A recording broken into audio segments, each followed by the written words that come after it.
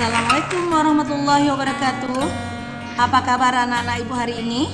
Tentunya dalam keadaan sehat.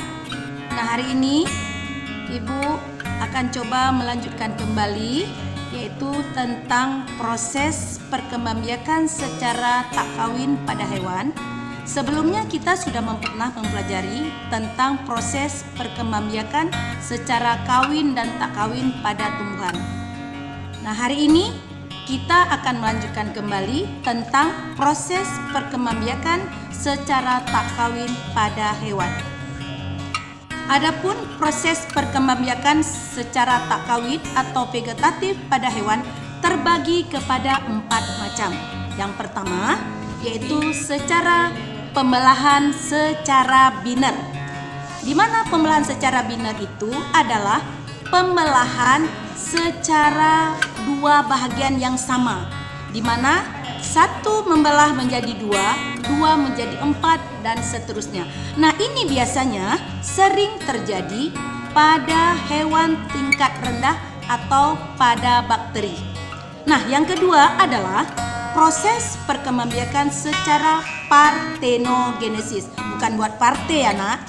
Nah, partenogenesis itu adalah proses perkembangbiakan secara sel ovum yang tidak dibuahi oleh sel sperma atau jantan. Nah, biasanya ini sering terjadi pada hewan lebah, tawon, dan lain sebagainya.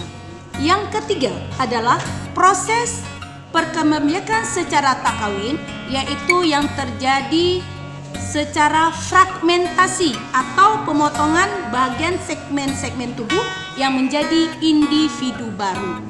Nah, ini sering terjadi pada hewan atau cacing tingkat rendah, yaitu yang disebut dengan contohnya adalah cacing planaria atau cacing pipih. Yang keempat adalah proses vegetatif secara tak kawin, yaitu dengan cara proses pertumbuhan tunas. Jadi bukan hanya tumbuhan yang melakukan pertunasan, hewan juga ada. Nah, ini biasanya sering terjadi pada hewan tingkat rendah yang hidup di laut, yaitu yang disebut dengan hidra. Demikian tadi hasil pembelajaran kita pada hari ini. Ibu harap kepada anak-anak ibu semua, apakah anak-anak ibu sudah paham? Kalau sudah paham, berarti anak ibu nanti boleh membuat kesimpulan.